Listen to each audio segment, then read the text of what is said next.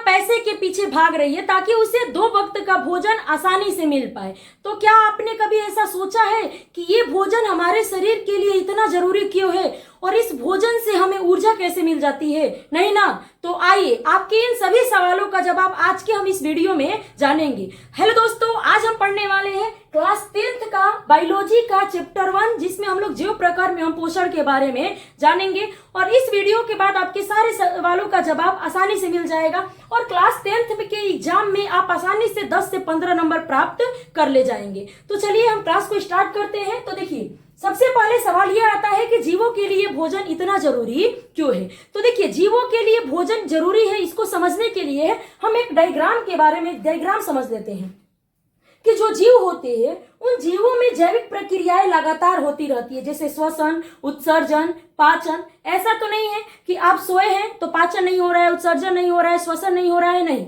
हमारे शरीर में हर घंटे हर सेकंड लगातार जैविक प्रक्रियाएं होती रहती है और उन जैविक प्रक्रियाओं को होने के लिए, करने के लिए ऊर्जा की जरूरत होती है, एनर्जी की जरूरत होती है, ठीक। और उस एनर्जी को प्राप्त करने के लिए पोषक तत्वों का पाचन जरूरी है, पोषक तत्वों का होना जरूरी है, जिसमें कार्बोहाइड्रेट, प्रोटीन, वसा, इन सब से हमें एनर्जी मिलती है। तो इन सब का होना जरूरी है और इन पोषक तत्वों को प्राप्त करने के लिए भोजन का होना जरूरी है। तो इसीलिए हमें भोजन जो है जीवों के लिए बहुत जरूरी हो जाता है। तो आप समझ पाए इस ग्राफ के माध्यम से कि जीवों के शरीर में लगातार जैविक प्रक्रियाएं होती रहती है।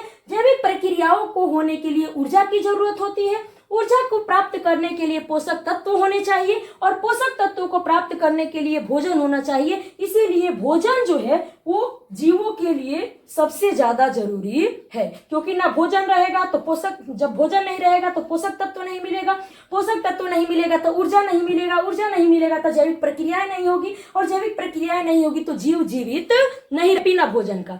बात समझ पाए? क्योंकि भोजन जो है बहुत जरूरी है हमारे जीवों को, शरीरों को चलाने के लिए। तो हमने यहाँ पर लिख रखा है कि जीवों के लिए पोषण क्यों जरूरी है। ये बिहार बोर्ड का बहुत ही फेवरेट क्वेश्चन है। तो जीवों के शरीर में लगातार जैविक प्रक्रियाएं होती रहती है और उन जैविक प्रक्रिया जैसे श्वसन, पाचन, उत्सर्जन होती रहती है और इन जैविक प्रक्रियाओं के लिए ऊर्जा की जरूरत होती है। इन जैविक प्रक्रियाओं के लिए किसकी जरूरत होती है? ऊर्जा की जरूरत होती है। और इन ऊर्जा को, ये ऊर्जा जो है हमें किससे प्राप्त होते हैं? पोषक तत्व जैसे कार्बोहाइड्रेट, प्रोटीन, वसा इत्यादि से हमें प्राप्त होते हैं। बात समझ पाए? और इन पोषक तत्वों की प्राप्ति के लिए हमें किसकी जरूरत होती है? भोजन की। इसीलिए जीवों के लिए भोजन या पोषण जरूरी हो जाता है। बात समझ पाए आप? हाँ। तो ये जो है हमारे सवाल का जवाब है कि जीवों के लिए भोजन क्यों जरूरी है। तो जीवों के साथ जैविक प्रक्रियाएं होती रहती है। जैविक प्रक्रियाओं को करने के लिए ऊर्जा की जरूरत होती है, ऊर्जा को प्राप्त करने के लिए पोषक तत्वों की जरूरत होती है और पोषक तत्वों को प्राप्त करने के लिए भोजन की जरूरत होती है। इसीलिए जीवों के लिए भोजन जरूरी हो जाता है। अब हम लोग जानते हैं अगला टॉपिक, जैव प्रकर्म। क्या जानते हैं अगला टॉपिक? जैव प्रकर्म। तो एक बात बताइए, जो विवाह होते हैं, विवाह शब्द, तो जब विवाह होते हैं तो क्या उसमें केवल सिंदूरदान ही होता है? नहीं, तिलक, हल्दी, मेहंदी, गुरहथी, मंगढौकी, पता नहीं कौन कौन सी क्रिया होती है और तब जाकर के वो कहलाता है विवाह हो रहा है। बात समझ पाए? तो उसी तरीके से जैव प्रकर्म क्या होते हैं?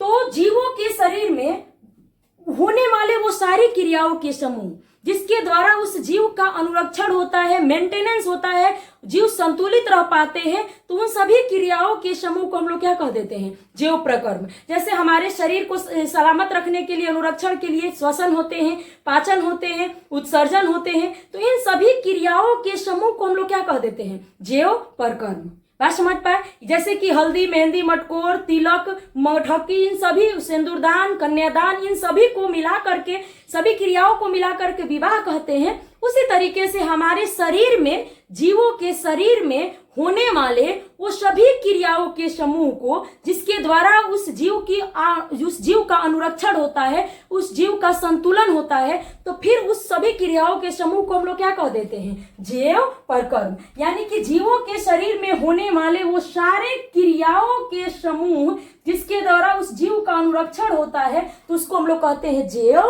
प्रकर्म। जैसे श्वसन, पाचन, उत्सर्जन, परिवहन, वो सारी क्रियाओं के समूह, जनन, वो सभी क्रियाओं के समूह को हम लोग क्या कह देते हैं? जैव प्रकर्म।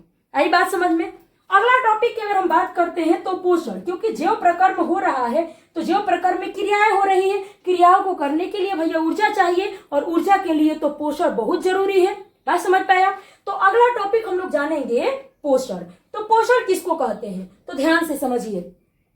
पोषण वह विधि होता है जिसके द्वारा हम पोषक तत्वों को ग्रहण करते हैं। पोषण क्या है जी, तो पोषण वह विधि है जिसके द्वारा हम पोषक तत्वों को ग्रहण करते हैं। बात समझ पाए? और पोषक तत्वों को ग्रहण करने के बाद उससे जो ऊर्जा मिलती है उसी का उपयोग शरीर हमारा करने लगता है। तो पोषण क्या होते हैं, तो पोषण वह विधि है जिसके द्वारा हम पोषक तत्वों को प्राप्त करते हैं और फिर उस पोषक तत्वों से प्राप्त ऊर्जा का उपयोग करते हैं। तो ध्यान से समझिएगा कि पोषण वह विधि है जिसके द्वारा जीव पोषक तत्व प्राप्त करते हैं और उस पोषक तत्वों से फिर जो ऊर्जा प्राप्त होती है उसका उपयोग वो लोग अपने दैनिक कार्यों में करते हैं। तो इसको हम लोग पोषण कहते हैं। तो ध्यान से समझिएगा कि पोषण क्या होते हैं। तो पोषण वह विधि होता है जिसके द्वारा हम पोषक तत्वों को प्राप्त करते हैं और उस पोषक तत्वों से जो ऊर्जा मिलती है पुनः हम उस ऊर्जा का उपयोग अपने जैविक प्रक्रियाओं को करने में करते हैं। आई बात समझ में? हाँ, तो ये है जैव प्रक्रम और ये है पोषण। बात समझ पाया? तो इसको नोट कर लीजिए।